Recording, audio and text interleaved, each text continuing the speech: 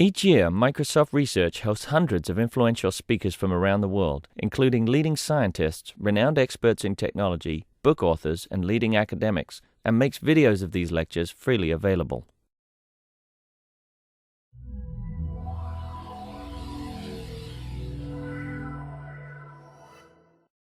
Is Project Fabulous, turning grumbling into energy. And this arises out of the culture change work I've been doing for the last several months. So I'm going to start by talking about what is it that we mean by culture change, why it matters, and how we're going to accomplish it. This is largely a recap of the talk that I gave in late June, so I'll go through that fairly quickly. Since then, we've spent several months doing a lot of these things, and so it's a good time to give a status report, if you will, talk about the progress that we've made and also the lessons that we've learned in the process. Then I'm going to go into some of the underlying theory of what it is that we're trying to accomplish and why we're taking the paths, or really more why we're taking the paths that we are. And then we'll lead up to the actual Project Fabulous description and pitch that this is really a dry run for a meeting we've got with Steve Ballmer Tuesday morning. So that last part, I'm going to be doing it with Steve without any slides, and so I'm going to be doing it here without any slides, so that's warning in advance. So I think there's general agreement that our culture here has room for improvement, that it's not perfect. And an important point is there are a lot of good things in our culture, and we want to keep the good things and then evolve to improve the things that can use improvement, rather than just throwing it all away. It's like there's some things that are very core to Microsoft that it wouldn't be Microsoft if we weren't smart, if we weren't passionate, if we weren't geeks.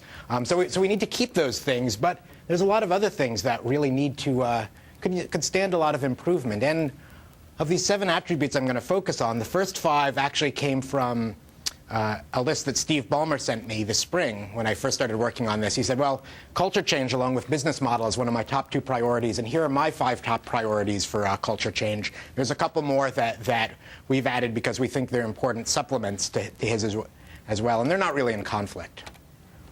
It starts with respect. And actually, I was down visiting my nephew, who's in 1st grade, last weekend, and they had this picture up in their school. In fact, the 1st graders had put this together for themselves, but the school was thinking of using this for the parents and the parents committee because it outlined respect so well. And I asked, could I take this picture and use it? And when I talked with my nephew Evan, we agreed that probably the running and stampeding issues might not be so big at Microsoft. But I think these other things really do convey, we've got a lot to learn from this 1st grade class about what respect is. Listening when somebody's talking, not hurting feelings, respecting each other's space and bubble. Isn't that nice? But respect is, I think, something that we could stand to do a lot better with the company. Collaboration is a huge deal. It's like we don't work together effectively. We're very often hostily competing. Sometimes we're sort of entangled with each other, but that's not really collaboration. Sometimes we're just working at cross purposes or just ignoring each other. Accountability and its twin, empowerment, are huge problems. There's a general feeling that in a lot of situations, people aren't accountable. When bad things happen, nobody knows what's getting done to clean it up. Nobody's taking responsibility. And the twin of this, though, is you can't have meaningful accountability without empowerment. If you're taking responsibility for something, you need to be empowered to be able to accomplish it. And there's real problems here with empowerment. This portion of the slide comes from a presentation that Tanya Clemens did at the SLT a while ago, defining what we mean by accountability, both the Webster's definition and the MS Web definition. I used the same joke 3 months ago. She used the same joke a year ago. We're going to keep using it until it makes it onto MS Web. One of Steve's points that I hadn't really thought about that much when I started getting into this is we need to raise our goals in terms of ambition. I mean, Microsoft is the kind of place that's got the levers that you really can change the world. We need to be shooting for these huge changes, for really making an impact, and not being content with just taking incremental steps forward. Sure, sometimes taking incremental steps forward is exactly what's needed, but we can't do that all the time. And focusing externally, making sure that our interactions are with the outside world are reasonable. So this includes focusing on the customers, of course. That's a huge Customers, customers, customers. That's a huge focus, but it also means listening to other people and getting out of our not invented here blinders. Transparency in communications. This means openness and honesty by default. Now, there's some things that you can't communicate broadly. There are such things as trade secrets, but those are the aberration. There's been this interesting discussion on the Pogo mailing list that we run about why are there so many leaks from Microsoft? Well, we don't actually know there are more leaks from Microsoft than there are from other large companies, but let's just do our normal and assume the worst. Assuming there are more, why are there so many? And I think a lot of it is that we try to keep a heck of a lot of information very tightly secret. And so that means there's much more information to leak. There's some real problems here. It interferes with our efficiency of actually getting things done because we don't know what's happening. Groups outside of Windows don't actually know what's in Windows Vista at this point. Not an optimal situation.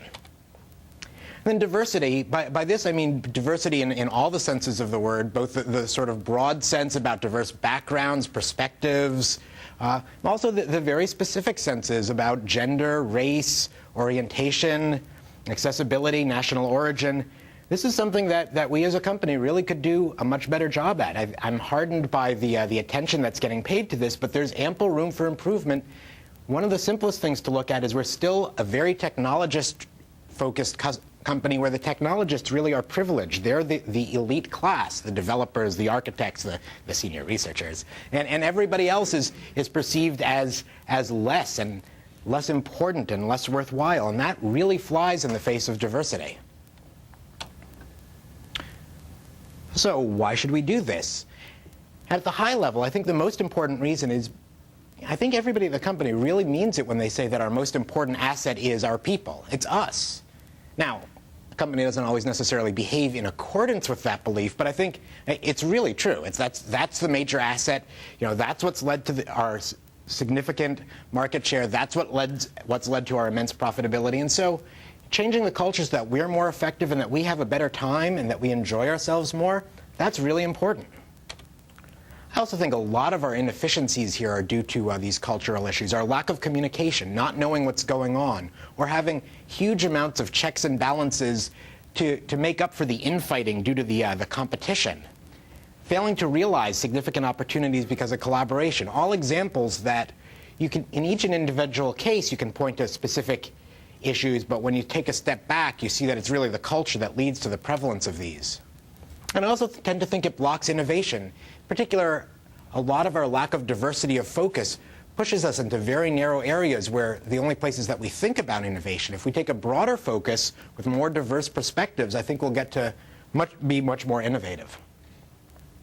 And finally, it's not actually a sign of respect when the rest of the world refers to Microsoft as the evil empire. We hear this so often that we're habituated to it, but it's not a good thing. If a company is going to continue to succeed and have a huge market position, we need to get beyond being considered the evil empire. If you look at why Google or Apple or Linux is so popular, in many cases it's because they're not us. And that's a huge competitive disadvantage that we've saddled ourselves with. So I think changing that is really part of what we need to do with the culture change as well. Sure, great, but how? And in June, I outlined a three-pronged strategy. One is, I think a lot of these changes have to come from the bottom up. The company, in some sense, is us, all of us. And so we have to be driving a lot of these changes. There are other things, though, that aren't going to come from the bottom, that really are going to come from the top, things that are company-wide policies. And I think we need to get in the mix and be talking to the senior executives and the people in organizational change, organization in HR, which is driving a lot of these things, John Devon's Engineering Excellence Organization. So we've engaged with a fair number of these people during the POGO work. This is really key to the strategy.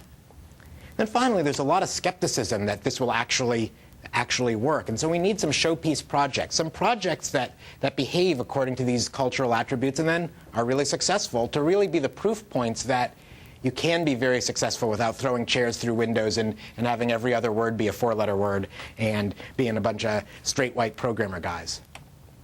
We also have a secret weapon that I think is really key to making these change, and that's it. If you walk around the campus, you'll notice that there's not a lot of smiles here. If you notice body language, it's sort of clenched up. People aren't having enough fun. You know, everybody knows fun rules. Lava lamps actually bring smiles to people's faces, and while I like the lava lamps, that's sort of a sad commentary on how low our standards are for fun here. And I was talking with Don Lindsay, who's a designer over in the Windows Client Group, and he says it's almost like the company sees things that are fun and actively tries to stamp things out. And it's not intentional exactly. The whole Vista Rocks blog example is something that we'll get to later, and that was an example of something that was really fun, and through no ill will, you know, with justifiable concerns, it immediately got shut down. There's a lot of that going on here. If we can find ways to unleash that, people will get a lot of enthusiasm just by having a good time. So let's do a recap of the progress to date. I've referred a couple times to the Pogo group. The Pogo is basically a mailing list and a wiki, and the people on that, it's this very loose affiliation that got kicked off sometime in January and has, people come, people go. I think there's about 150 or so people on it now.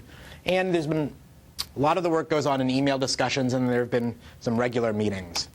If I look at what the wins that have come out of this effort so far, certainly getting people together has led to a lot of networking and collaboration, which has very directly led to some wins. A small one, Tamara, when we were talking about Windows Vista, noticed that if you do an MS Web search for Windows Vista, it comes up with a bunch of other things, but does not come up with / Windows Vista page. We happen to know somebody, thanks to Pogo, who actually knew who the right people to contact were for this. We contacted them. They said, oh, of course, we'll make this a best bet, and it's now a best bet. But the story continues. Somebody else noticed we should make sure that the crawlers are handling Windows Vista, which they were, but also the other key Windows Vista sites. And the crawlers were, in fact, handling 4 of the 5 key sites successfully, not the 5th. And then, just a couple weeks ago, I got follow-up mail from somebody in Office who had been looped in on this and saying, oh, we want to make sure that this is a test site for Office 12 in terms of the SharePoint-based search, to make sure that we're getting these things appropriately. So this is something where this very small thing through these sequences led to, I don't actually know how you quantify the value of all this, but it certainly seems there's some reasonable value there. Another good example is Robert Scoble and Mark McDonald met via Pogo, via a Pogo-related event. And this wound up leading to a really fantastic interview that Robert did of Mark up on Channel 9. If you haven't seen it, I encourage you to see it. Mark's only a factor of 4 behind the Bill Gates interview. 4 3/4. I need about 500 views in the next 10 minutes. All right, well, we'll take a quick pause. It's a truly outstanding video. It's one of the best software engineering videos I've ever seen, and the point that it makes about great ideas can come from everywhere is just hugely valuable. So this kind of connection, would it have happened eventually? Yeah, probably. They both get around, but certainly making these things happen and happen more quickly has value. One of the most dramatic things was Mike and Stefan Weitz set up this blog. As I said, there's this real problem about actually knowing what's in Windows Vista. And they set up this blog, Vista Rocks, spending 15 minutes a day making videos with great production values, like little signs with the cue cards, and good humor. And marketing and PR had some concerns and quickly moved in and shut things down. The concerns weren't completely unreasonable. Everybody was just trying to do their job, but there it sat, and they wound up, not completely sure how you wound up finding about me and Pogo, but wound up kicking things to the Pogo list. We encouraged them to talk with Brian Valentine about this. I actually passed the key phrase when I had asked Brian about what the most important thing people could do to help Windows Vista succeed. He said, have fun. They need to dance in the halls. And so this was clearly fun. Brian stepped in immediately and resolved the situation by showing these videos at the next Windows informational meeting and passing things to Ryan C. to be the authority. And it's up and going.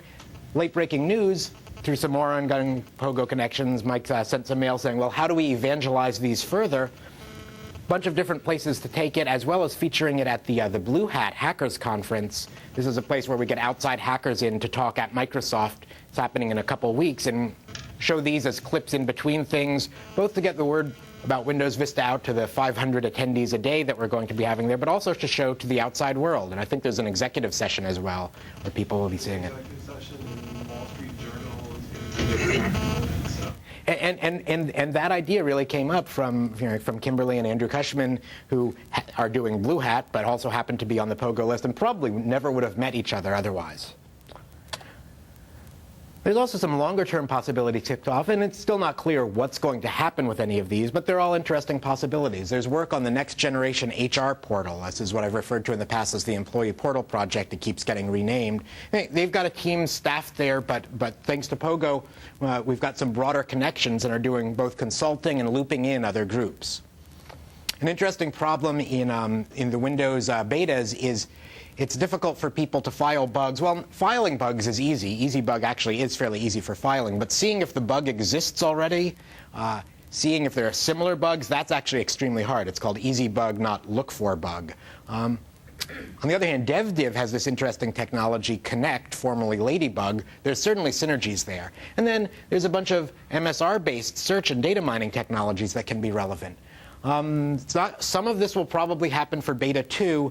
By bringing people together, we've certainly decided that the long-term approach is to align EasyBug and Connect, even though that particularly may not be feasible in the Beta 2 timeframe.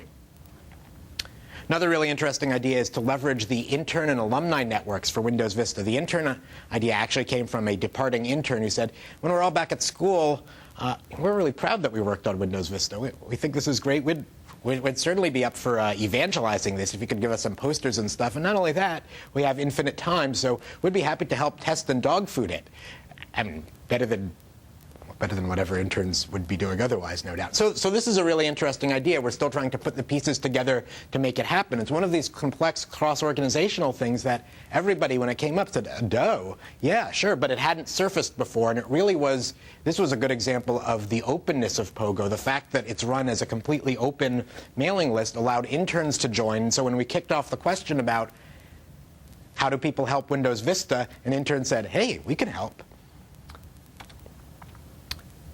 Some of the softer categories, if you will, are the improved vision and awareness. So these are things that I've just illustrated by quotes that various people sent when I asked for the win. This was actually from a very long-time Microsoft employee who noted that the broad nature of the list brought about a bunch of different viewpoints. It's very easy for us to be, if we're just in Windows or just in Office, or even sometimes in groups at even lower scale, we don't realize what other people are thinking about these, or we don't realize that we know a lot of things other people don't know. This is from somebody in recruiting who said that she didn't know that most people didn't actually know what Avalon was. That's pretty interesting. And then also raising the scope of things, encouraging people to think more boldly. It's so hard to get to know the right people around here. This is an acute problem both for very new employees. The first quote was from a very new employee, and then the second quote was from an employee who's been here much longer than me. In both of these cases, because there's enough different people in POGO, this really spreads the network out. And even if the people in POGO aren't the right people to talk to, they often know who the right people are. This is, getting new employees effective quickly is viewed as a huge problem, a huge efficiency problem here. So there's real value there. Some people also report significantly improved morale. Not all, but a couple have noted that just getting involved and doing some of these things has really helped their morale, and just knowing that there's other people pushing for similar things. A quick update on our showpiece project, the next generation HR portal. That's been staffed. There's a project and program manager online. They're working on their architecture, and it's taken a little longer than expected to get up and going because they needed to do their staffing. That's still going to be going forward, and I think over the next few months you'll be starting to hear things. Bear in mind that I said that in June also, so take that with a grain of salt. Since that didn't get going as quickly as we thought, we kicked off another showpiece project, the Helping Windows Vista project.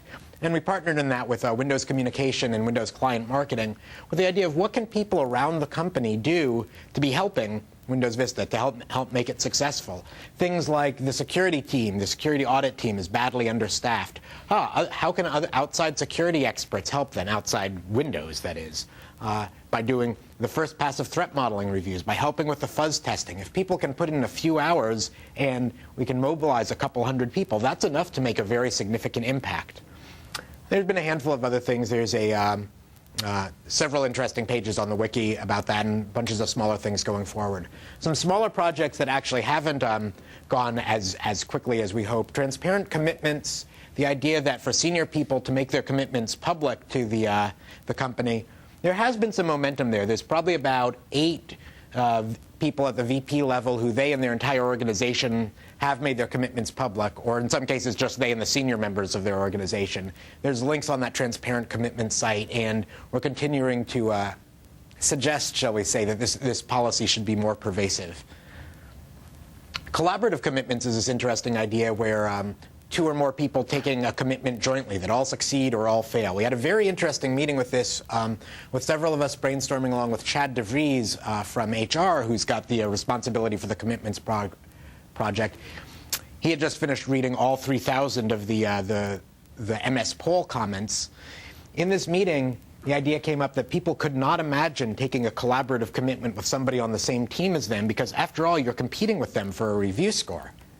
Maybe you could imagine collaborating with somebody on another team. And Chad said to me after the meeting that, wow, I hope I wasn't turning white because this is our worst nightmare. It's like his face wasn't actually pale, but he did not like what he was hearing because it's not supposed to be like that. And I thought this was very interesting because I'm sure he had read about the competition a lot on the MS poll results, but it's very different when you get it face to face. I think you were there, JC, and Josh as well. It's like there were reasonable people in this room, and we were all just sort of naturally saying, it's like, well, yeah, of course we're competing. We couldn't possibly do that, just as a fact of life, and that made it very visceral. So we'll see what kind of effect that had. We've been asked to work with them as they're rethinking the commitments process, which should be kicking off in, the annual rethink should be kicking off relatively soon. Something that hasn't gone anywhere at all is I had this idea for collaborative construction of Think Week projects, and I even came up with a great name for it, the Think Wiki, and the Think Wiki still sits there and nothing's really been done. Oh well, not all the ideas work. Some of the lessons that we've learned, one of the things that's been most compelling to me is just the negative attitudes here cause such major inertia. People just saying, oh, this is never going to work, I'm not going to get involved. Many people who would rather complain about something rather than actually take action to make things better. There's been this tendency on the POGO mailing list that in many cases the negative complaint sessions, shall we say, actually spark a lot more energy than the, oh, could we do something like this? And then, of course, people's sense of weariness and mistrust, certainly reasonable, but that all contributes to not actually taking action. And, I hate to say this, there's some key concepts that people at Microsoft just don't in general understand. This notion of help. It's been so interesting talking to people about this Helping Windows Vista campaign. Both people inside Windows, why would anybody help us? Or alternatively, it's like, there's nothing that people could do to help to make it better. They'd only make it worse. It's like, you can't have random people fixing kernel bugs. Well, maybe there's other ways to help besides fixing kernel bugs that they wouldn't actually make a mess. Now, I'm certainly not saying that everybody is like this, and people can usually be coached over this. Outside people often tend to say, it's like, well, why would we help Windows Vista? It's like, what good is that? Well, there's a stock price. There's the fact that if you were in that boat, wouldn't you want your colleagues at the same company to come in and help you as opposed to making fun of you? This is not a fully realized concept at Microsoft. Another thing that really shocks me is this idea of a win-win solution. A solution where both people benefit and both people come out ahead. So some people are skeptical that this can actually exist in practice. Okay, fair enough. There's a lot of things that are called win-win that are not actually win-win. Some people, however, believe that it exists but don't like it. The classic example of this is actually Larry Ellison, who's either biography or there's some article about him that's called "It's Not Enough for Me to Win, Everybody Else Must Lose." So maybe this is an Oracle pathology, but it's really true a lot at Microsoft as well. I was talking with somebody in the senior leadership team, and we can't understand. All right, you can maybe see why somebody does this if it's a wash. If they'd come out as well from a win-win situation as they'd come out from a win-lose situation. But when they're being actively self-destructive by passing up the win-win opportunities, I don't get it. But this is far more pervasive around the company than I would have actually expected. And this notion of working together, we don't actually, maybe this is related to helping, we don't actually tend to team up and do things jointly. It's like, yeah, that's your problem, boy. Sucks to be you. not an innate content. So that's, this is not bashing anybody. This is part of the culture change that we need. We just shouldn't rely on these changes already having happened. Unsurprisingly, it's really hard to get traction when everybody is trying to fit this in along with their at least 150% time jobs. Hunter Hudson says it best. It's like, there's things here I'd love to help with, but I've got my 12-hour-a-day day job, and then I've got my 10-hour-a-day other day job that fills in for this day job. He's not moonlighting. This is just his work at Microsoft, and that doesn't really leave a lot of time to help out here. So without a critical mass of resources, it's very hard to get traction on a lot of these things. A corollary is that our in-person gatherings are very sparse.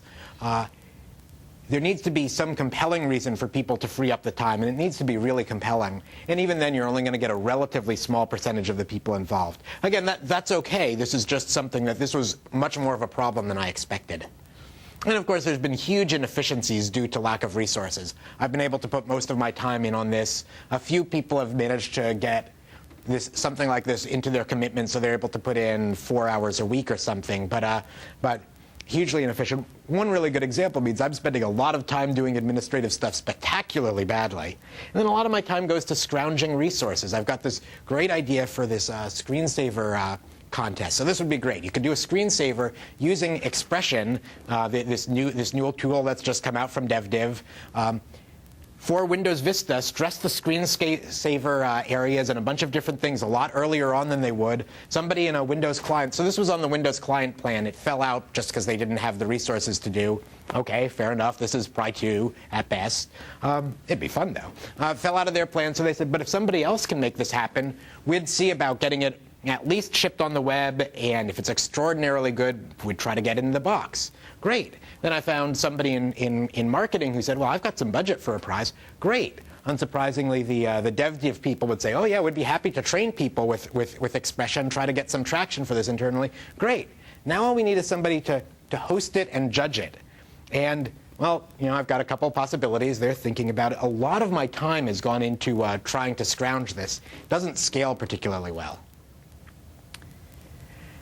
And certainly, since we're a distributed company, since even in Redmond, it's like moving from building to building takes a while, we need to have the right online communication mechanism. We all know the problems with email. I still have really high hopes for wikis. I remain obsessed by wikis. I have to admit, it hasn't caught on, despite my continual pleading. At some point, people were just saying, before you even ask, no, I won't put it on the wiki, or I know what you're going to ask. Yes, I'll get around to putting it on the wiki. Okay, maybe I'm overgoing. And then Jonathan Hardwick just came in one weekend and did massive cleanup on the wiki and actually made it usable for, I'd say at least a week before it sort of attrited due to primarily my lack of attention. So work needed. Now, Groove wasn't generally available for internal use when we started, and we haven't cut over yet. So that's certainly something worth investigating there. There's a lot of opportunities that remain untapped that we just haven't gotten to, that largely because of resources. But the important thing here is that a lesson is there are many opportunities remaining. So the next step is Project Fabulous. But before we get on to the actual pitch, I actually wanted to give some of the underlying theory that's underlying this, because this is something that I didn't talk about much at all in the last talk. There's actually some very interesting work from the network perspective on information flow that relates to transparency and the efficiency, particularly of organizations as they grow. Essentially, transparency, which means more access to more information by default, lets you make more decisions without having to exchange a huge amount of information as part of the decision. This is pretty intuitive, but there's actually some powerful underlying theoretical results. There's also an interesting point that Robert Scoble brought up, that holding information gives power to those who have the possibility of leaking information, and I think that ties in with this as well. This is work that I've been doing with Raisa D'Souza, who used to be at MSR and MSN and is now just starting at UC Davis as a professor.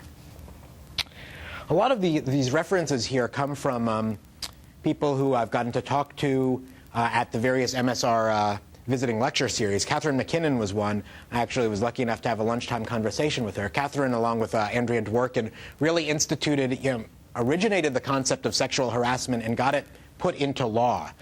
So one of the few people you meet who's actually accomplished major societal changes. And I asked her, how do you use institutions that that aren't fully robust? How do you rely on these to try to accomplish changes? So, HR at Microsoft is dramatically underempowered, and HR should be the engine of change. We can't rely on them. There's similar issues elsewhere. So Lisa Brummel has tried to get HR empowered. That's great. We clearly need to reinforce that. What do we do in the interim? And she made this very interesting point. You don't rely on organizations. Instead, you treat this as various forces that are there, and you use what she described as almost a jujitsu approach and try to use the different dynamics of the forces against it. A good example in her terms was sexual harassment in the courts. We all know that the laws are enforced sporadically, inconsistently. However, even so, this creates a powerful new force for the people who were previously underempowered and discriminated against and harassed. They have threats. They have situations where, if two powerful people are fighting, that less powerful people can become important players in these battles. And so this is something that I've thought about a lot. We have no power compared to the senior VPs who are running the various P&Ls. Windows is a $14 billion a year business or whatever. They should be more powerful than us. However, how do we use these forces to accomplish the things that we want to accomplish? Michael Hart and Tony Negri's book, Multitude. In my last talk, when I mentioned our secret weapon, I cited Multitude. They have this very interesting concept of soft weapons, weapons that really help you accomplish your goals in a conflict when you have conflict's unavoidable. And so you need some kind of weapons, but weapons that aren't destructive, but instead sort of build, they sort of assist what you're trying to accomplish. And you'll see a lot of this in Project Fabulous, really trying to create positive sum situations to reinforce the goals rather than hostilely attack the goals.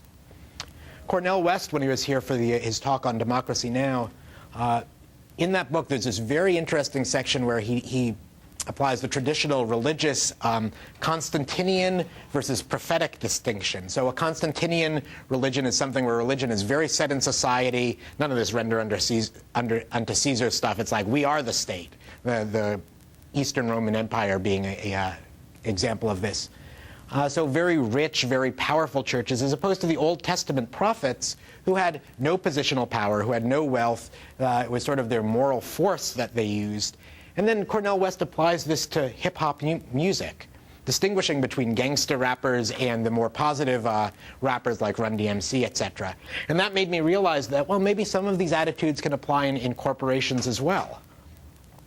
A really great book, if you haven't read it, you should read it, is Ricardo Semler's The 7-Day Weekend. It describes a company that's essentially the anti-Microsoft in a lot of its practices. It's a South American conglomerate, about $100 million a year. So not the scale of Microsoft, big enough to be interesting.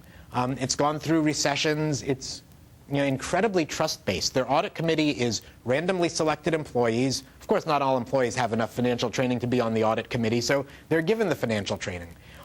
All their finances are open internally, and they've done a lot of work to make sure that the finances are understandable to everybody, even without accounting degrees. They have flex time for everybody, including their assembly line workers. And he tells this great story about how they had flex time for their white-collar workers, and it went okay. Nobody thought this could work on the assembly line. So when he forced it through, there was this very cumbersome regulatory and supervisory structure that was going to investigate all the stoppages. And according to him, it was never needed. The day before flex time was actually introduced, all the assembly line workers turned to the person on their right and then on their left, and they said, what time are you coming in today? And people just sort of worked it out for themselves. A really reiterated message in this book is, if you trust people and make sure your goals, the company's goals, are aligned with them, they'll do the right thing. He tells the story about a situation where the employees basically voted to close down a plant, and rather than trying to throw money at it and running at it a loss and prolong the inevitable future, instead they were able to use that money to get retraining, to get some of them jobs at other plants, or to give them severance bonuses. People will, in general, make the right decision. Now, it's possible that these are all far more mature and wise employees than we have at Microsoft. That seems a little harsh on all of us. Fascinating book from the 80s is Charles Handy's The Gods of Management. He uses Greek gods as metaphors for organizational structures. So you've got a Zeus-oriented structure, thunderbolts from on high, and an Apollonian structure, very rigid and organized, think GM under Sloan, and Athenian structure, groups of knowledge workers collaborating, and then a Dionysian structure, which is hackers. And I think there's some very interesting lessons that we can get from that many aspects. So a company as big as Microsoft isn't going to have just one structure. Different sub-organizations need different aspects. You can make a case that parts of Windows are big enough and mission critical enough that they need to be somewhat Apollonian in structures, whereas other parts, so MSN, for example, is an organization that's very much structured itself in this more Athenian way, these loosely cooperating groups. Bell Hooks' Teaching to Transgress is an incredibly powerful book, not just about teaching. One of her points is, a lot of these situations, we want to be in a safe space, and you can't. You have to put yourself at risk. You have to put yourself in danger. This is very relevant because there's so much risk aversion at Microsoft. People keeping a low profile under the illusion that keeps them safe. It keeps you safe from certain kinds of things, but that's not any way to live your life. More classic publication, this is relatively new in the Harvard Business Review. I just sent a reference to this to the Pogo list today. Mike Farabelli from MSN gave this to me. Your company's secret change agents. This book describes the positive deviance approach to corporate change. What you look at is you look at the groups, or in some case even individuals who are performing unusually well, and you figure out why, and then rather than replicate it as best practices, that's one option, but you also try to scale it in different ways to try to create similar situations for other groups to also be positive deviants. Robert Greene, a lot of people here have Robert Greene's 48 Laws of Power on their bookshelves right next to the Art of War. I think The Art of Seduction is a much more interesting book in that it shows that not everything needs to be done as power battles, that there's a lot more win-win in The Art of Seduction. There's a lot of different persuasive techniques other than I'm tougher than you. Lots more things here. A very, very classic management paper from the 70s on the folly of rewarding A while hoping for B talks about how, this isn't going to sound profound, but actually is, our incentives actually matter. And so when you get situations where you have perverse incentives, for example, if you're encouraged to be collaborative and then the review process actively punishes you for collaboration, guess what? People aren't going to be collaborative. As I say, a lot of these people have talked at Microsoft. John Sweeney's Innovation at the Speed of Laughter lecture was extremely good. Max McKeown, 10 Reasons Why People Hate Microsoft and Why You Should Care. Excellent lecture. Henry Louis Gates visiting lecture. He talks about how Encarta Africana realized this dream from W.E.B. Du Bois that African Americans had been working on for 100 years, and much to his surprise, he'd called 48 publishers, and they all said, go away. He called Microsoft, and they said, well, I don't know, we're going to run the numbers. And he basically thought it meant go away, but they called back a week later and said, yeah, all right, there's a big enough market for this. And then we did things in typical Microsoft style. It's like everybody went at it full bore, threw themselves completely into it. It was, a great piece of work. And boy, when people came out of that lecture, I have never seen people so proud, myself included, to be at Microsoft. It's like, you can do great things at this company. So that's a lot of the prior art, if you will, the underlying theory that talks about this. I guess one more thing is worth mentioning is Bill McDonough's book, Cradle to Cradle. It's a sustainability book. I think he does a very nice job at getting out of the very traditional trade-off between. It's often positioned as a trade-off between environmentalism and business, and he points out that there's many situations that, no, these interests can actually align if you just don't insist on looking at it as a trade-off. And you'll see a lot of that thinking in Project Fabulous. And so with that, let's actually move on to the Project Fabulous pitch. As I say, I'm going to be doing this without slides, but since still somewhat rehearsing, I do have my notes here. I should point to Josh Lee in the back and J.C. Cannon, who are both been fairly involved in this and are going to be at our pitch next week, but if there's any mistakes, it's my fault, not theirs. So let's start by talking about the opportunities. I think we all know that, again, there's room for improvement at Microsoft. Everybody's counseled me not to say that there are problems at Microsoft, because that might promote some controversy, and we might start arguing about whether or not there are actual problems. But I think we all agree that there are room for improvements. I think we're in a great situation where so many of our organizations, the system is so stressed that if we just add a little slack to it, we can deliver huge amounts of business value. So I think right there is an opportunity to make a significant impact. Getting some of these Pry 1.5 things that are falling out of the products, getting them in, getting some of the programs around it that we don't quite have resources to do but would be great ideas. So that's a very straightforward business case.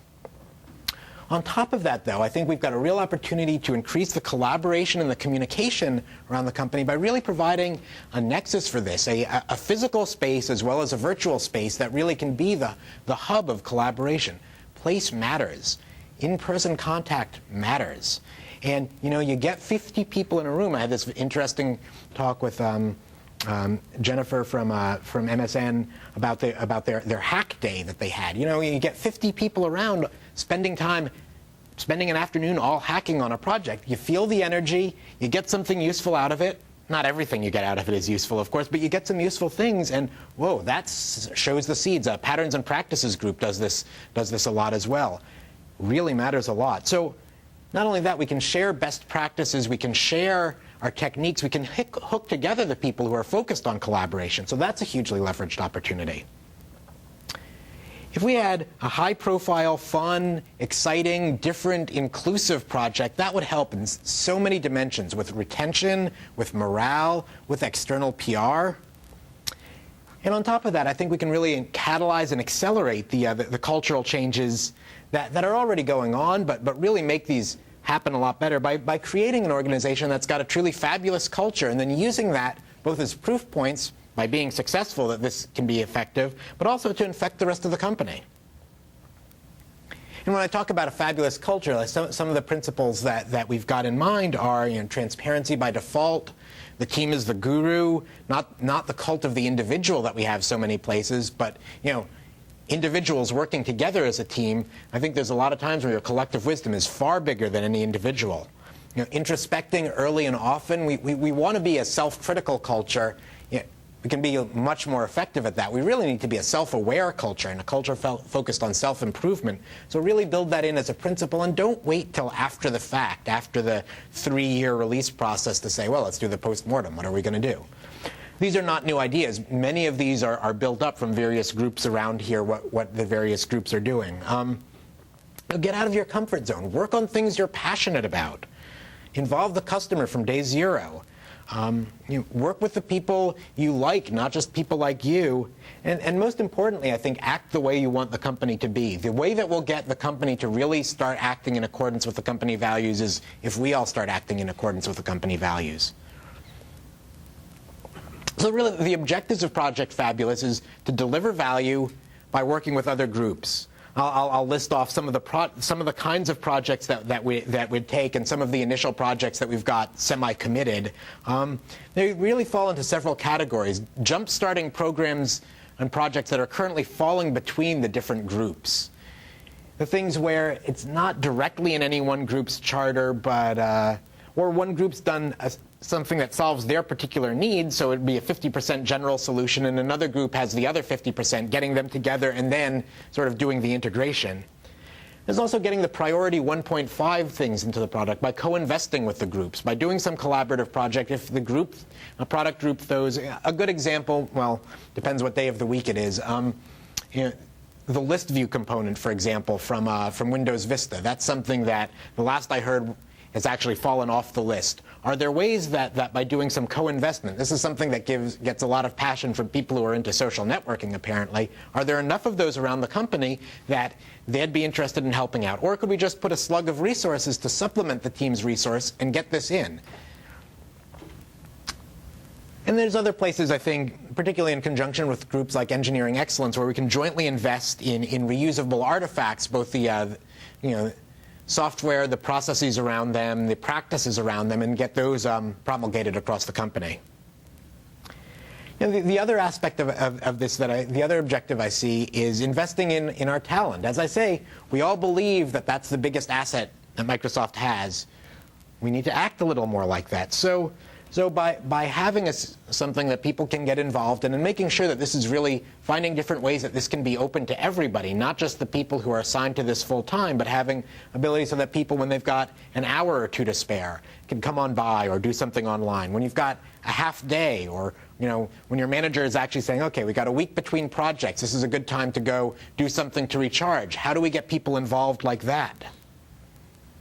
A particular way this can help is speeding new employee effectiveness, that if we can make this enough of a hub, it's going to be a great place to network, to get your bearings around the company, to meet these different people. We talked to somebody who said, well, I've been here for 3 years, and I basically haven't met anybody outside of my organization. I like the people in my organization, but I would like to know some other people. All this stuff is very difficult to mention. I think the business value, I think, is very straightforward, how we can measure. Some of the retention aspects, I think, are very straightforward, how we can measure. The improvement on retention on the people who have worked with Project Fabulous, not just the people in it. Some of the other things, we're working with people in HR to figure out how do we measure effectively. And then I think there's the possibility for a good external PR and marketing impact by having this nice space where there's sort of a hub of activity to sort of counter Microsoft is dead, Microsoft is moribund, Microsoft has nothing exciting going on. Well, there's a pretty good answer for that. Have something exciting that's going on that's being done in such a way that, by default, we're expecting outsiders to be coming in all the time and seeing this place, so that makes it very easy to introduce people. So as I said, our approach is going to be to tackle projects collaboratively and really to have both some other group outside who's also willing to invest, as well as having a customer for the project.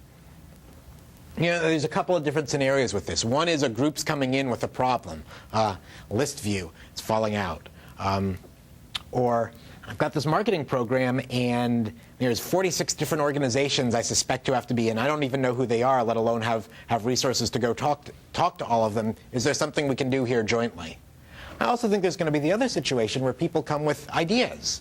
And so there, by having an advisory group associated with this, Pogo is starting to function in this role to some extent just as a mailing list. It's like, well, who do you know who might be interested in this, who might have done similar things, who might actually be currently doing similar things? How do I go about actually getting this idea to the point where I can be pitching it to other people? Project Greenhouse does this on the very high end. If you've got an idea that's potentially big enough for an entire business, Project Greenhouse is a good place to go. That's a very, very heavyweight process, as would getting a startup funded be. What about all the much smaller ideas? In some of our discussions, we referred to this as the little guy coming in with an idea, but I always insist that this is the little gender-neutral guy coming in with an idea. And I think there's other proposals going around that probably more directly target that. The Idea Factory over in MSN, for example, and then some of the work that John Navan has been doing through the next iteration of Extreme Microsoft really are focused on people bringing in and developing their own ideas. So I think would largely be collaborating with them, but having this pool of diverse viewpoints and resources, I think, could aid the process quite a lot. The shared space, again, both physical and virtual, I think over time becomes a community and resource center. As you're getting your pair programming and your group programming, and it can be a good location for hack days where you get these sort of mass batches of people descending all on one project, that sort of becomes a hub of activity. We've got a bunch of communication-based projects that people are interested in doing there. For example, it's very hard to get information on what's happening all around the company. The company meeting is about the only time you really get a picture. Could we do smaller key things about that maybe once a month or so? Are there some networks that we could do to make the information available? JC suggested that this would be a great place for people to not only see in demos, but actually get to play with and give feedback on new technology. If we can get a play table in there, for example, this would certainly be a hub of activity. Or, just the latest IE release. Before it's ready for beta, would this be a place where you could have some controlled playing with it? Again, the feedback aspect is really key. Are there situations where groups want this feedback? Yeah, there are plenty of situations where groups want that feedback. And as I say, this is a really good positive venue for external publicity. A really important thing in the approach is that this needs to scale by replicating, not by growing. It's like this is not some organization that grows and grows and grows and takes over the world. No, this is an organization that by the end of the first year is working on Project Fabulous in a box, which other groups can use to replicate themselves everywhere, because this is increasingly going to be the trend. Working with 8 people in HR and the people organizational change organization to get these best practices out, working with engineering excellence to get the engineering-oriented best practices out. A lot of leverage there. So one of the questions that comes up is, well, great, what kinds of projects are you talking about, and how are you going to decide what projects you're going to do? So some of the sample projects we've talked about so far are better collaboration practices and tools. There's groups like Idea Factory, People Organizational Change, the 4E group, the Patterns and Practices group, lots of highly collaborative groups, and a lot of them are introducing, they're developing their own tools, which often duplicate each other, but how do you know? And we can certainly be pooling a lot of practices and then helping other groups that are not currently so highly collaborative adopt these. In all of these cases, I'm listing who the likely partners are. There's outreach to designers with the new Sparkle and Acrylic, the Microsoft Expression. This is a problem that Eric Rutter and Soma asked me to think about. Microsoft has never had any traction in the designer community. They tend to be Apple people. Even when they're running software that runs on Microsoft things, they still identify as Apple people. How do we go about outreaching to them? This is a case where sort of the variety of perspectives is going to be really key. Us technologists are not going to figure out how to talk to these designers. Again, this would be something that we're partnering with the DevDiv group. I mentioned before mobilizing the intern network to be testing and evangelizing Windows Vista. Everybody thinks it's a great idea. Everybody's working on things that, I have to admit, are more important. But if we could get this going, then the existing channels, the Student Ambassador Program, the campus recruiting, Windows marketing, they'd be enough to keep it going at steady state. If we can catalyze this, I think there's a big win there. Working with engineering excellence to polish and test and evangelize the internal open source environment they're working on and the practices around this as well.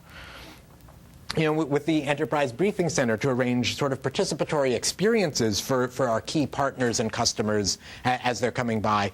This place is open if they want to have a few developers hanging out there for a day or a week, or just sort of have some briefings there to get feedback from different batches of people. That can be very interesting to people. I was just talking with John Sweeney about an improv idea generation they did at a Yahoo offsite, which was for Yahoo customers. So Yahoo wasn't trying to generate Yahoo ideas. They were trying to generate ideas for, I think they had invited their top 30 customers, Sony, Visa, etc.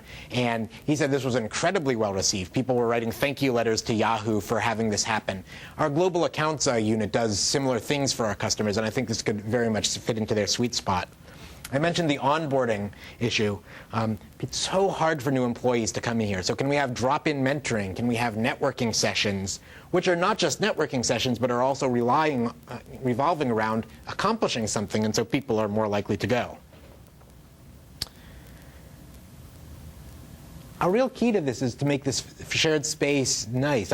Fabulous, really, where people are going to want to hang out, where you can't rely on that just people aren't going to go there just because it's nice, but that really, once people start going there, that's going to get people to want to come back, to spend a little more time there. I think that's really key to this. As I said, as we plan to have a bunch of events there about communications, demos, maybe focus groups, brainstorming. Also make it possible for people to participate, whether you're just sort of dropping in for an hour, half a day, etc., for somewhat longer week-long activities, or there's these they call them internship programs that the service organizations have with the product groups, where somebody gets to spend quarter or half time for some period of months in the product groups to mimic that and to make it possible for people who are acquiring new skills, who are undergoing some career change, who are thinking of moving organizations, make it possible for them to get involved in Project Fabulous for a month, 2 months, whether it's quarter or half time. The real upside, I think, is as a viral culture change agent. You'll notice that it's set up so that I think people are going to want to be part of Project Fabulous. Once we start getting some initial successes and get credibility, I think that's a fair bar that we're going to need to jump over internally. There's going to be skepticism. So a key is to get a couple successes in the first quarter. Once that starts happening, and remember, it's fabulous space, and there's going to be yummy food around, and there's going to be cool things happening. I think lots of people are going to want to be part of this, and everybody can. So everybody can share in the success, everybody can share in the participation, as long as they adhere to these basic principles that we're laying out, of course. And so, these aren't so onerous. There's going to naturally be encouraging people, at least when they're in the Project Fabulous space, to be adhering to these principles, and that'll probably bubble over. We'll certainly have more collaboration partners in the groups than we can possibly handle. It's free resources. It's like people are going to be clawing to get free resources, feeding frenzy, and we're going to explicitly make, as part of our criteria for which projects to do, it's got to make business sense, of course, and there's got to be somebody passionate about it, and it's got to align with that group's vision. That's one of the real reasons to make sure that we're doing things collaboratively with the groups, that they're also investing. That shows that it's aligned. But on top of that, to make explicit, this has to be done in adherence to our principles, adherence with our principles. So it has to be done in this fabulous culture. Now, again, groups could say, all right, well, I'm just going to do that while I'm working with you. Certainly their prerogative. But I suspect that given the free resources, this is actually going to induce a competition using our natural competitiveness to compete to be respectful, to compete to be collaborative. I think that can really be a very positive feedback loop. And I think in the end, everybody's going to be rooting for some definition of everybody, but most people are actually going to be rooting for Project Fabulous to be successful because you can share in the success. It's not hurting anybody. It's got a great name. And this, in turn, when it's successful, we get our proof points, and this sort of reinforces and accelerates the culture changes that are going on. If I thought this were completely swimming against the current, it wouldn't have a chance. I tend to think these are the directions that, if you talk to Steve, if you talk to Lisa Brummel, if you talk to the senior management people, these are the directions they're trying to move things in. So I think this can really accelerate and reinforce the changes. The basic roadmap, Josh, do you want to talk about this, or should I just keep going? Yeah. So one thing that is important here that I feel like maybe you haven't covered yet is about how would people go about getting time to be involved in fact. Right. So how would people go about getting time to be involved? Good question. I think it really divides into a few different chunks of time. First of all, we're going to ask for an organization. We're going to ask for probably about 20 head count. That's use some of it for full time, but chop a bunch of it up into quarter and half time situations that we can use to sort of exchange with the groups to get people explicit release. For things that are just an hour or half a day, most people can find that amount of time at least once a month. So interesting anecdote from the MSN people doing the Idea Factory, doing this hack day. They had space for 50 people. This was for MSN Spaces. And they wound up getting 200 people from around the company interested in doing this. Now, they say they're only going to do this once every couple months. 200 people out of the number of people in Redmond is not a huge percentage, but that really shows that you can get enough that would sort of max out our capacity. And then I think there's this middle ground where people who have bad managers are going to have a problem getting the 1 week or the 2 days to hang out over here. The things that are big enough that you really do need manager approval, in the short term, I think this is going to be up to the manager. Longer term, I think our goal is to make this enough of a status item that it's really good for the person, and at some point to rely on managers not wanting to deny their people bad things, but also get it to the point where it's viewed as good for the group to have their people associated. And one of the specific things we're going to do is work with HR. We believe that groups that work with Project Fabulous, that have some percentage of their people collaborating with Project Fabulous or participating part-time, that will actually going to see an effect on morale as measured by OHI. If that really happens, then managers are going to be clamoring to do that. It's going to take us a year or two to get those numbers, but I think that's the long-term answer. So an OHI of that group of the person who collaborated? once a group gets certain percentages of people who have spent, say, a couple days there. Right. So I think we're going to try to look at how can we use the MS poll numbers of the people who have been collaborating or participating. Some ideas there, but I think the OHI really is only going to kick in when you get. I could be wrong, but when you get some critical mass. A related question thought that might get back to the incentive side is, could groups that have been more forthcoming in contributing their people or allowing their people to participate get better access to the free resources that So it's certainly possible. I think a really key thing is that one of the first tasks, if Project Fabulous actually happens, is one of the first tasks for the initial group of people is to decide policies like this, and so they may explicitly decide to do that as a policy. Whether or not it's an explicit policy, of course stuff like this happens implicitly. It's like when you know something exciting is happening, who do you call? You call the people who are on the top of your head. And who are those? They're the ones you've worked with. So I think there will be some of this. As to how big a factor that is, don't know.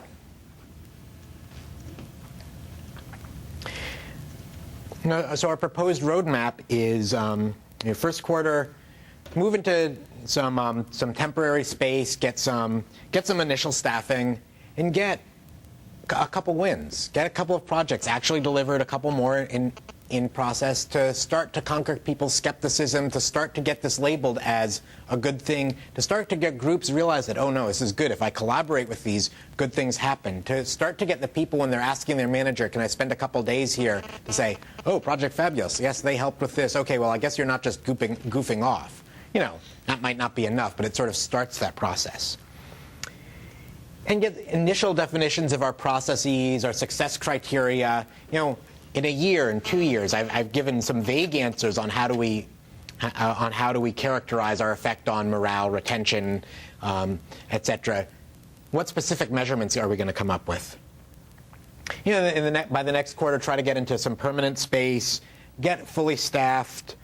Start hosting drop-ins, short-termers and interners. It's not clear we'll be able to do that in our temporary space. It would depend a lot on the size of the space. And it's really key that we have enough dedicated resources that we're not relying on this sort of volunteer participation to get us up over the hump. Revise our processes, etc. And then more wins by the end of the first year to get to the point where we're starting to actively work on Fabulous in a Box, the replication stage, and be partnering with the other collaborative groups elsewhere. So that's a sketch of Project Fabulous. Questions, thoughts? Do you know anything similar in other companies, other technology companies, doing something like this? So probably the closest, the question is, was there anything similar in other technology companies? One of the closest things is not actually, let's see, so there's a NASA organization that has something like this, and I think there's a Motorola organization that has something like this. I don't know the details about this. There's also this very interesting startup called Idea Lab that was basically an incubator at scale that spun off about 8 to 10 public companies in the .com era. Many of these proceeded to crash and burn. For a while, they were effed companies' favorite whipping boy. So good lessons to learn from that. Other than that, no, I'm not specifically aware of something like this. There's some things going on here in various groups that are somewhat aligned to this, like the Idea Factory that I mentioned, but none focusing on the cross-group issues. Can I channel a middle manager for just 2 different comments? The first one is, if one of my folks comes to me and says, I'd love to spend 2 days go working on Project Fabulous. If you've got time in your schedule to do that, there's something else on my Pry 1.5 list you can work on. So fuck them, pardon my French. I've got stuff I got to get done. Let's pull that up into our Pry 1 stuff and get it done. Second, channeling a little higher level, maybe a VP. Take an organization that was actually able to squeeze out 5 or 10% across its entire organization to donate to Project Fabulous. Super. I'll just cut your headcount 5% and give it to that other project that's sucking wind because they don't have enough resources.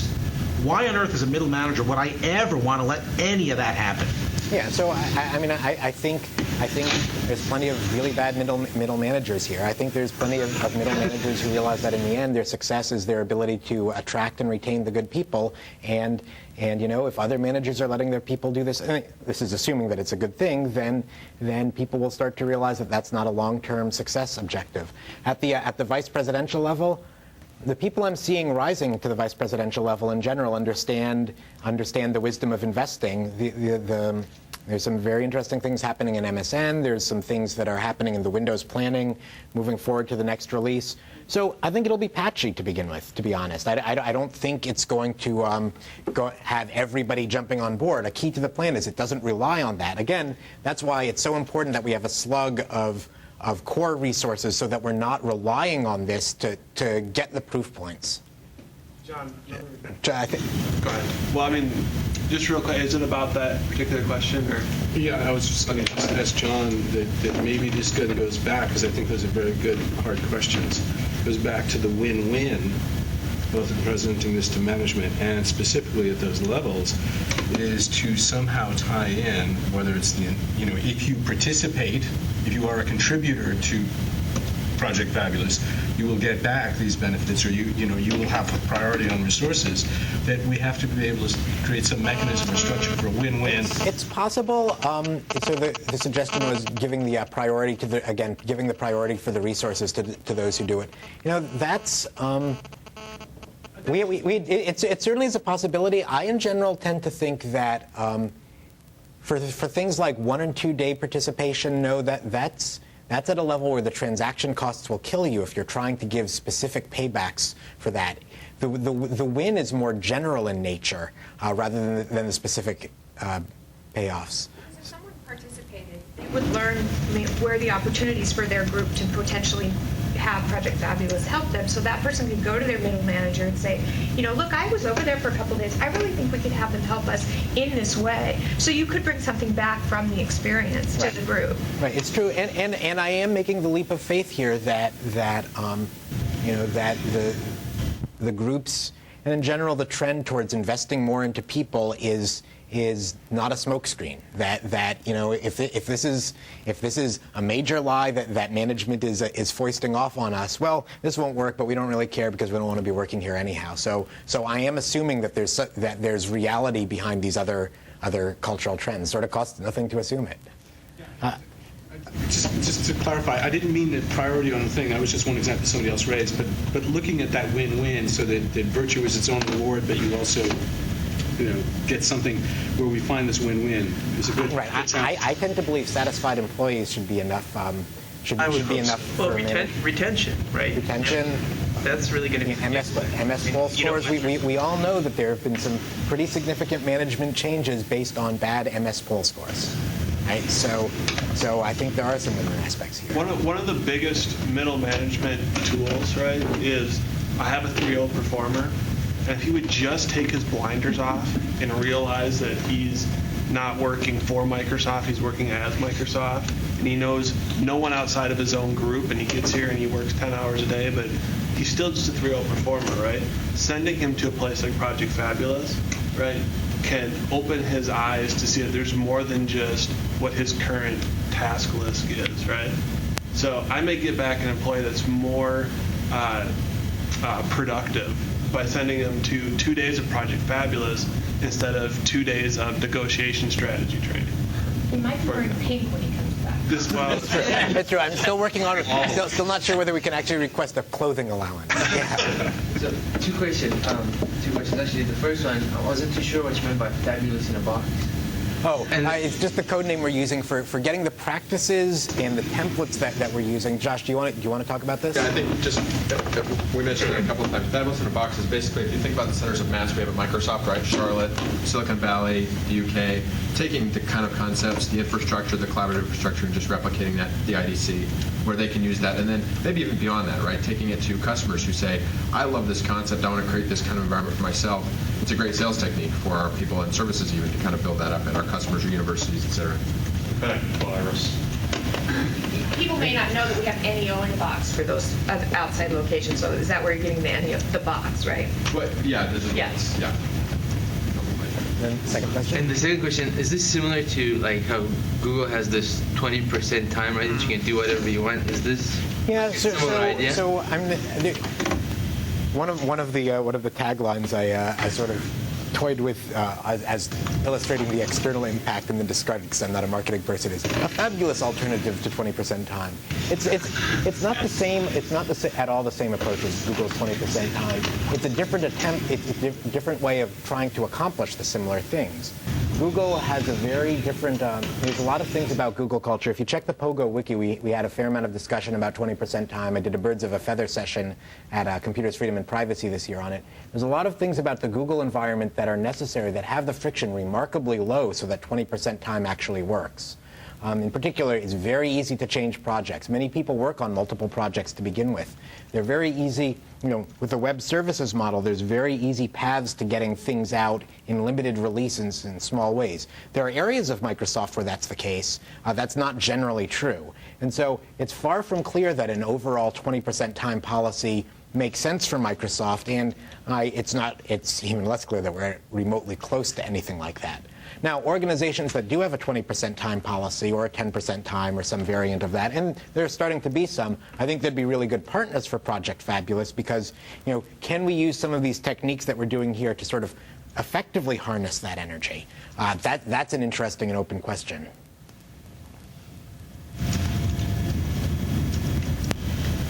In some of the things I've read about organizational change, I've seen middle management described as the antibodies against change.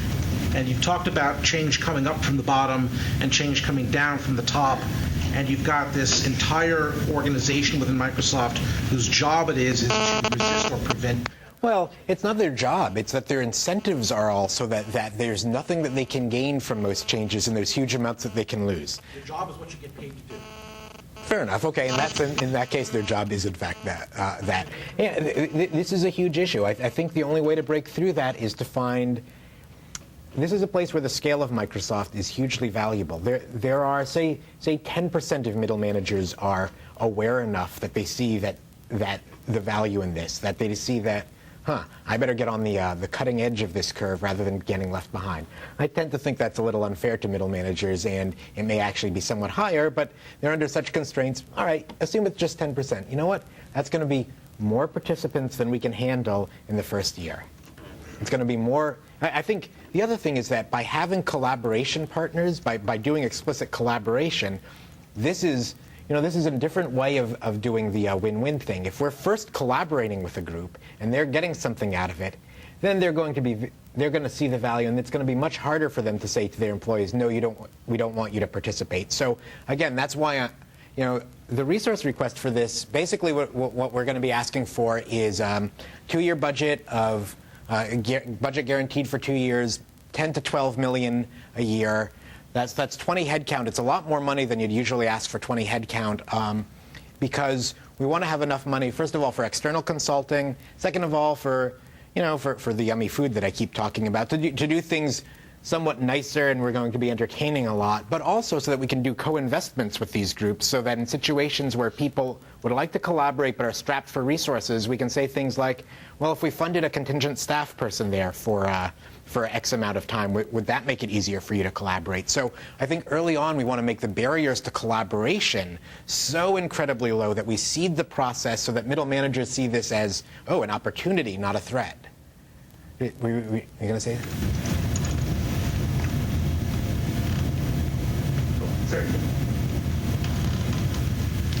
Yeah.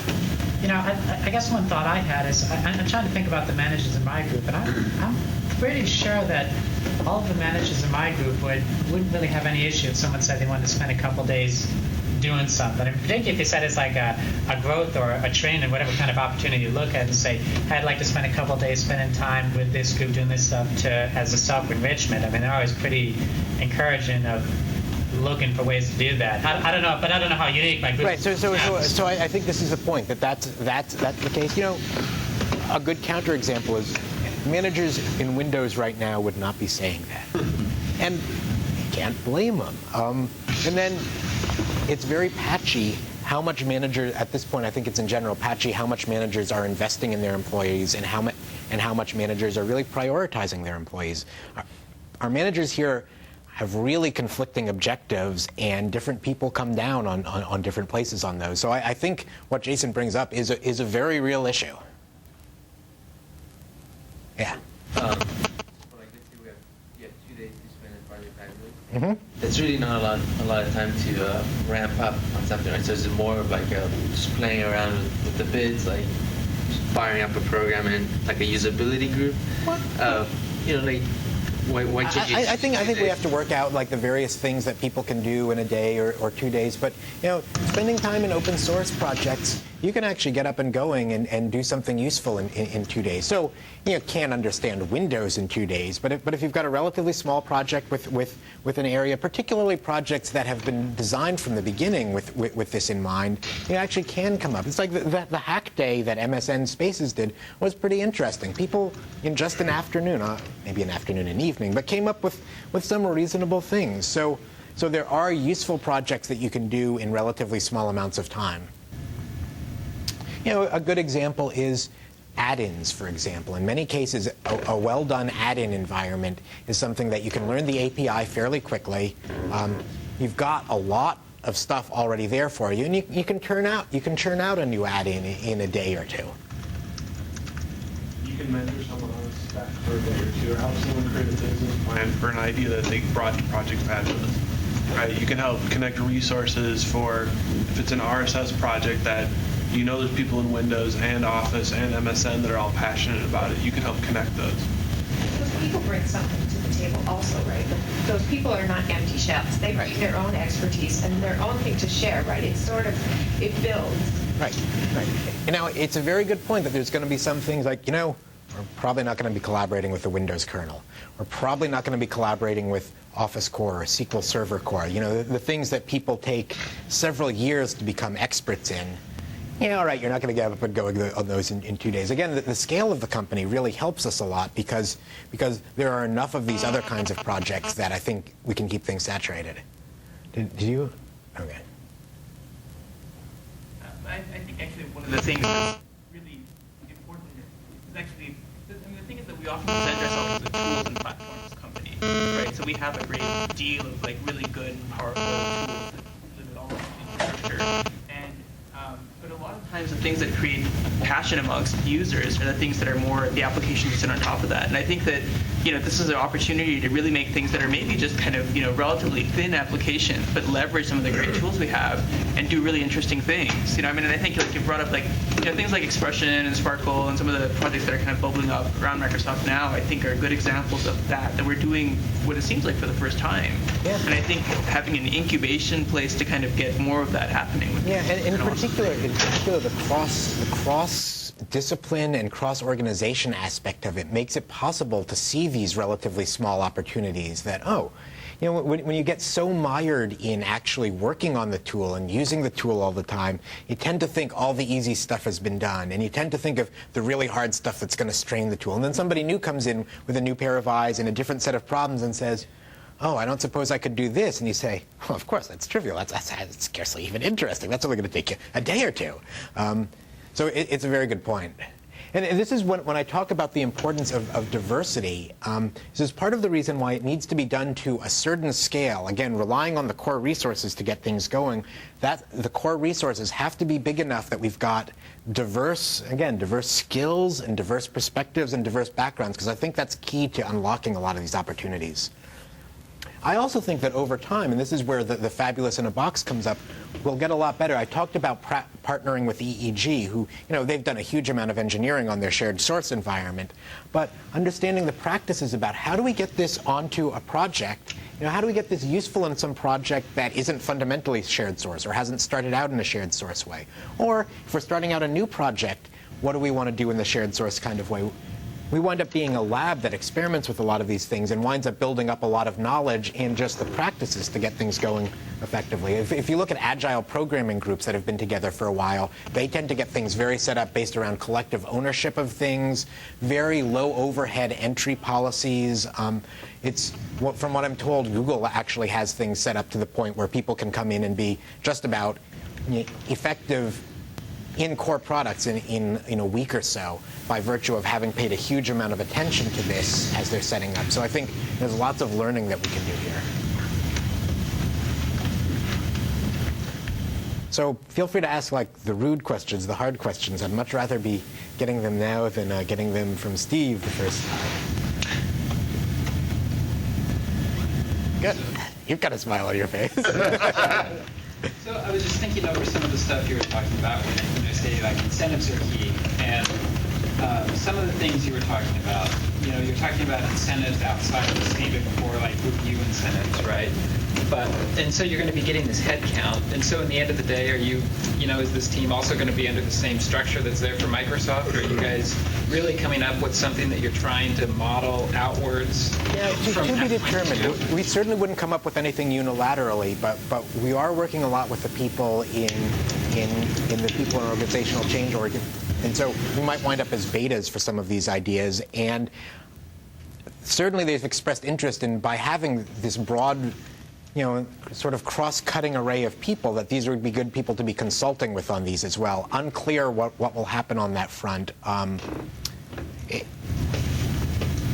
It's not something that, it's something that I feel like we have to leave open at the pitch stage rather than specifically ask for. John, one thing to be careful with is you talked about, well, what if we funded a CSG head to help get a feature into a product group, right? All of the individual product groups take great pride in vetting their feature list and making those tough cuts. And one of the, you don't want to go down the path of debate of is one feature better than another? Because if the feature's critical, it's gonna, the product group is gonna make resources for it, right? And so there's always a debate of, we have 20 features already in it. Do we cut those features to put this feature in? And if we really needed this feature in, we would find resources for it, or, right? There was obviously a line that it got cut. So we need to be careful about getting into the discussion of let's just fund a particular feature, right? Instead of there's someone who has passion towards this feature and we'll use collaboration, right, to do that. I would reserve the we'll fund a CSG to a project that has never had backing, right? Or is a startup concept like internal delicious. That's a very good point. That's a really good point. We don't want this to be any kind of escape mechanism for the planning process, let alone something that's just perceived as opposed. So yeah, okay. So thinking about what we use, and that's so if that's the case, then maybe I've over budgeted how much these are. So for things like right.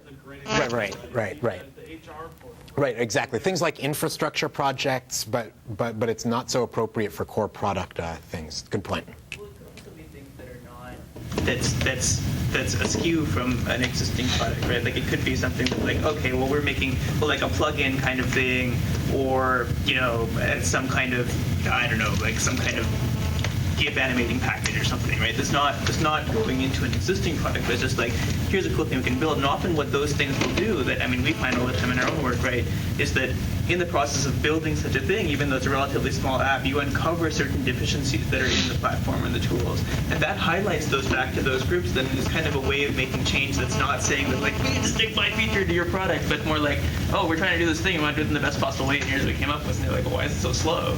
And like, well, yeah, that's the point.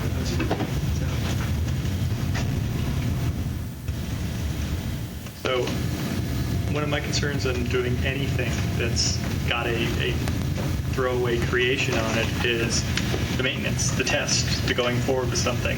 You've essentially said you've created an object that's being injected, wasn't planned for by the process of going forward in a group, and you're injecting an extra body into it, an extra object of some kind into it.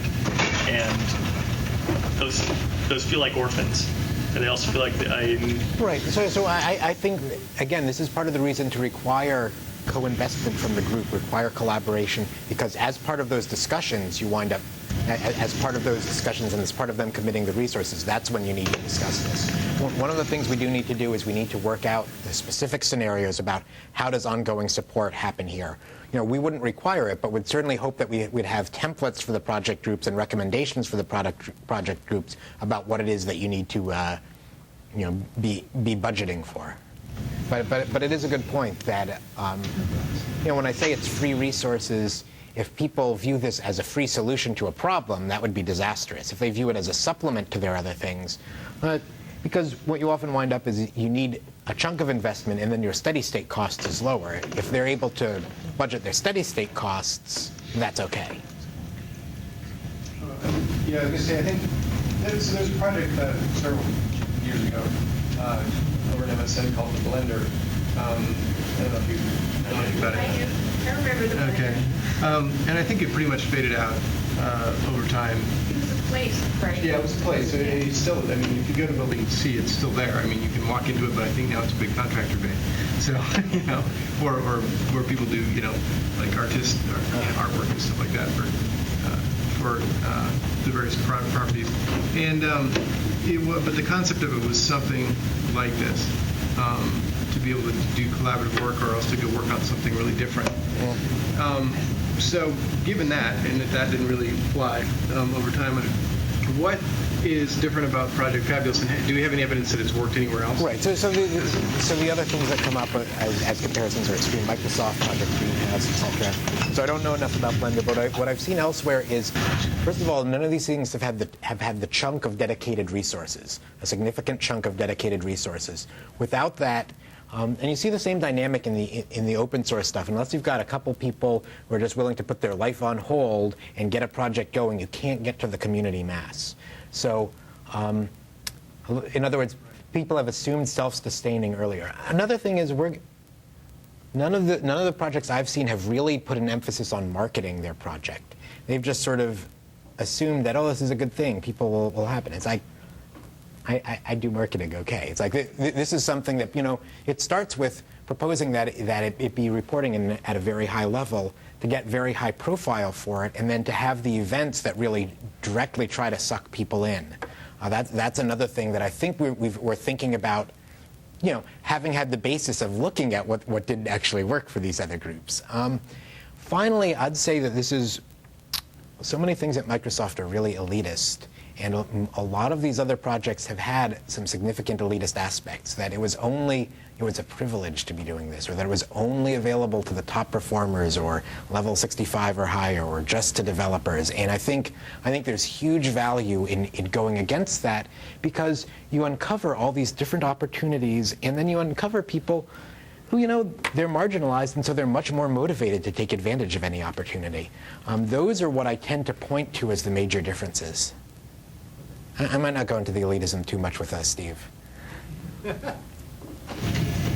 much do you see the role of volunteerism in this, in the sense of there's so much, you're doing things on the meter, and can I get time off? But we talked about like that 20%, okay, I'll kick down to 50 hours, I'll put this other thing that's not really passionate about the subject, and kill down an opportunity to do this. Do you see that kind of thing taking place? I think there's going to be some of it. I don't know how much, and I think it's really critical not to rely on it up front. So I see that as huge upside. If that kicks in at the scale that I think it's likely to, then it's a monumental win. So this has been a really interesting experience for Pogo. People have been able to squeeze out less volunteerism, even for things that they're notionally passionate about. And so when I talked about the lessons, it's that we can't rely on volunteerism to make this successful. We can be hopeful. We can attempt to encourage this. We certainly have several areas where we know that this has worked. I mean, JC has gotten a major project going based on volunteerism. The MSN Spaces Hackfest example is an encouraging thing that you can get certain amounts of volunteerism. We'll be exploring to figure out where this is, and that's going to take a while too. I was just to say, even Linus as an employer, right? Right. So there's, this is really the catalyst, having that full-time staff that should make that difference.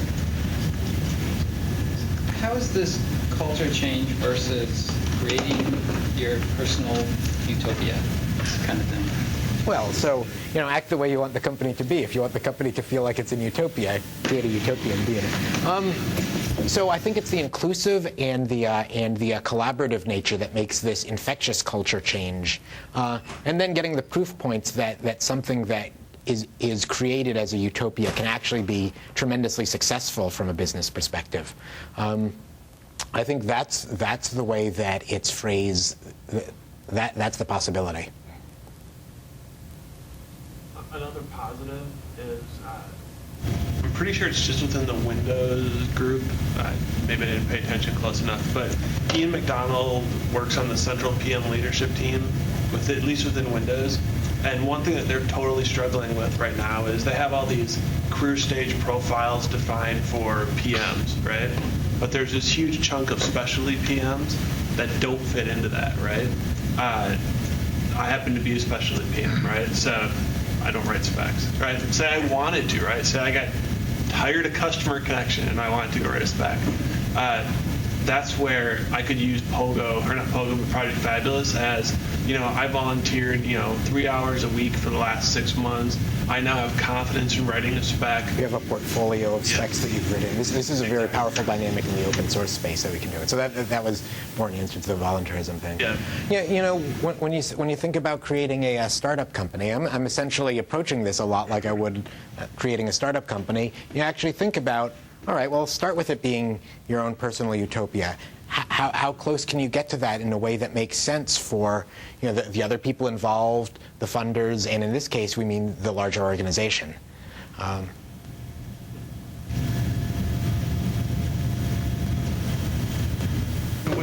point about the hack day, I dropped by there as well just to check it out, not to actually do any work, but if you think about it, it was from like 3 till 9 o'clock, I think. So people actually did take time out of what you would normally call it your work day to go over there and hang out and try to get some work done. So that was it's encouraging. Donation. A donation. And again, it's like if you look at the percentages of people, it doesn't have to be a huge percentage to get to some reasonable critical mass. If 1% of people around just the Redmond area wind up donating, let's see, the last time I did the number, wind up donating several hours a month, you max out the capacity of 150-person space relatively quickly. So I'm optimistic about that. And so the 3 to 9 is particularly interesting because people also cut into their evening time. Again, you don't want to rely on that, but there's plenty of people who are at stages in their life where I wouldn't mind spending a few hours hacking this evening. The Agile, the Seattle Agile Network, they have, I think, monthly beer and hacking nights. They all go someplace to someplace that serves beer and they hack together, as I understand. And they get 20 people there. It's a chance to pair with somebody new. That's an epsilon of the total number of programmers in the Seattle area, of course, but there's people who will do that. There's lots of people. It's interesting when you talk about some of the younger employees at Microsoft, the ones who are right out of college, is like, I'm at the stage where I want to put my life on hold and really make an impact and really get stuff done. I was at that stage once myself, and so I can really relate. And this can tap into that, particularly for people whose jobs, while having them loaded, are not really stretching them.